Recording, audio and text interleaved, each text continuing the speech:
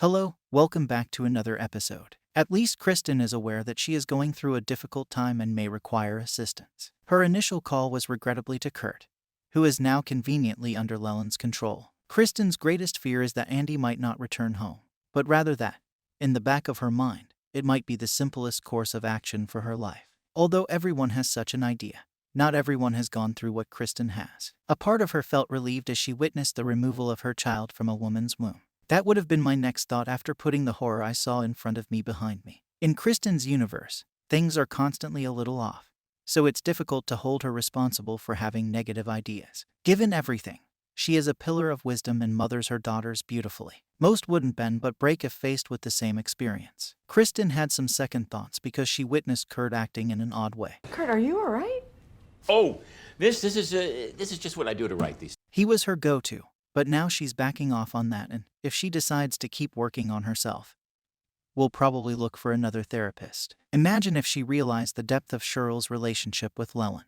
Kurt's altered conduct is visible to Kristen, while Cheryl's is not. Cheryl and her are too close, and she really needs Cheryl to assist with the kids. For her own purposes, she is prepared to ignore Cheryl's faults. Still, she needs to focus a little more on Kurt, especially since he's getting validation from her girls. When Kristen looked at his book, once she saw the pages of ASCII-type characters, she didn't look any further. But Kurt is writing something, albeit backward, about Kristen and the girls. What's really frightening about that is that Kurt doesn't recognize that he's spitting garbage onto paper. It begs the question of how much of himself remains. He was acting strangely during Kristen's session, and he was downright giddy when he got feedback from her girls on the horror story he was writing. Does he acknowledge the shift of emphasis in his book? We need to know how the story ends. When does the next chapter come out? He had intended to write about something very different at first. I would be curious as to how much longer he had to live if we hadn't already lost one character and had another in danger. Leland and Cheryl are unhappy about how Grace Ling's reappearance may affect their work, but the church is overjoyed that she's back. David is now involved in a lot more exciting stories now that he is friends with the Vatican. He is regarded as a beloved member of the inner circle rather than just a lackey. When someone as unique as Grace turns to him for comfort, David becomes more respected in the eyes of the church. His understanding of Grace provided an opening for Grace to become more intimately involved with Kristen and her family, which put a new spin on Leland and Cheryl's work. Spending time with Kristen's family is the perfect scenario for Grace's gift to flourish. Sitting in a room with a bunch of old men crowding her stifled her process, despite all the blow-up toys they brought in for her. Wasn't that bizarre? No wonder confession is a set of prayers for forgiveness of sins, not actual discussion. They don't have the skills for anything more nuanced. Grace got all kinds of signals by spending time with Kristen's family, but I wonder how clearly they came across. Before she shared her drawing and warned Kristen that Andy needed her, she told Laura that her dad would be home on Thursday. I had assumed he would return in a body bag, but given what happened to Monsignor, Help!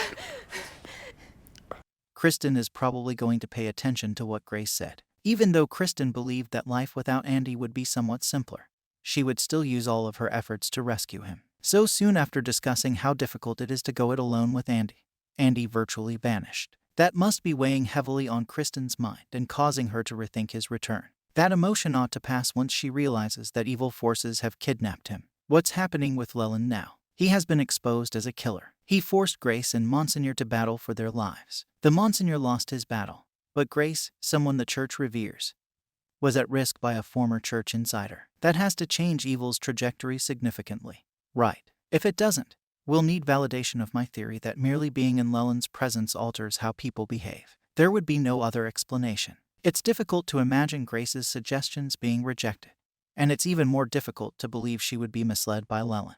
I want to see Leland's notoriety put to the test. Lately, he's been skating too casually. Cheryl should also experience some heat. They might band together to keep Cheryl out of their lives if Kristen saves Andy. Grace also gave Kristen some explanations about what's happening with Lexus. It will be crucial for Kristen to rattle the cages until Cheryl escapes, indicating that she has been controlling Lexus and is ready to hand her up to Leland.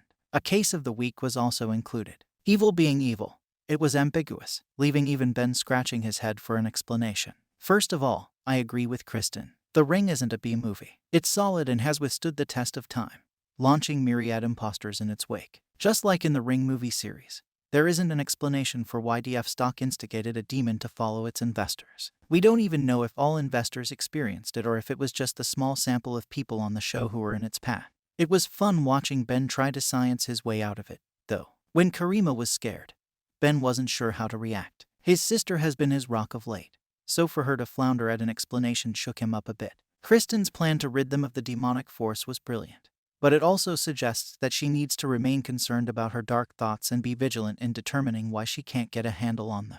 Grocery store guy was a piece of work that nobody needed to haggle with, and he's unlikely to be missed. But it might just be the tip of the iceberg regarding Kristen's thoughts. I hope it doesn't come back to haunt her. Thanks for watching. Comment below, and don't forget to subscribe.